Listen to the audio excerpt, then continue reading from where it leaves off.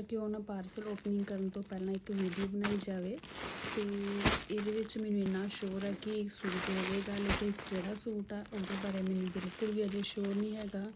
ਤੇ ਇਹਦੇ ਵਿੱਚ ਮੈਂ ਤੁਹਾਡੇ ਸਾਰਿਆਂ ਦੇ ਸਾਹਮਣੇ ਪਾਰਸਲ ਨੂੰ ਓਪਨ ਕਰਾਂਗੀ ਤਾਂ ਫਿਰ ਅਸੀਂ ਚੈੱਕ ਕਰਨੇ ਆ ਕਿ ਸੂਟ ਦਾ ਫੈਬਰਿਕ ਕਿਵੇਂ ਦਾ ਤੇ ਇਹਦੇ ਵਿੱਚ ਕਿਹੜਾ ਸੂਟ ਨਿਕਲਦਾ। ਅੱਜ ਜਾਂ ਕੋਈ ਸੂਟ ਆਰਡਰ ਕਰਨਾ ਚਾਹੁੰਦੇ ਹੋ ਤੁਸੀਂ ਮੈਨੂੰ ਇੰਸਟਾਗ੍ਰਾਮ 'ਤੇ ਫੋਲੋ ਕਰ ਸਕਦੇ ਹੋ।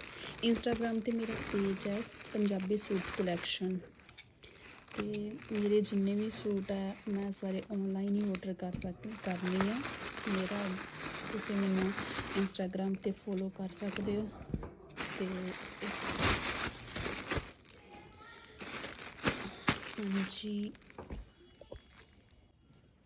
ਹਾਂਜੀ ਮੇਰੇ ਸੂਟ ਆ ਗਏ ਨੇ। ਇਹਦੇ ਵਿੱਚ 2 ਸੂਟ ਆਏ ਨੇ, ਇਹ ਵੀ ਕਿਸੇ ਕਸਟਮਰ ਦੇ ਸੂਟ ਨੇ ਅਤੇ ਸੂਟ ਦਾ ਫੈਬਰਿਕ ਜਿਹੜਾ ਉਹ ਕਰੇਪ ਸੀ ਅਤੇ ਕਰੇਪ ਹੀ ਨਿਕਲਿਆ। ਇਹ ਸ਼ਰਟ ਆ, ਇਹ ਸਲਵਾਰ ਹੈ ਤਾਂ ਸੈਕਿੰਡ ਸੂਟ ਇਹ ਵਾਲਾ।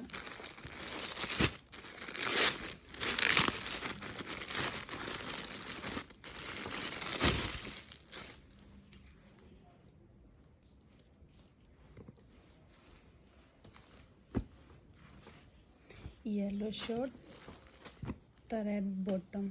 ਇਹ 2.5 ਮੀਟਰ ਦੇ ਪੀਸ ਹੈ ਤਾਂ ਕਰੇਪ ਫੈਬਰਿਕ ਹੈ। ਫੈਬਰਿਕ ਵੀ ਬਹੁਤ ਸੋਹਣਾ।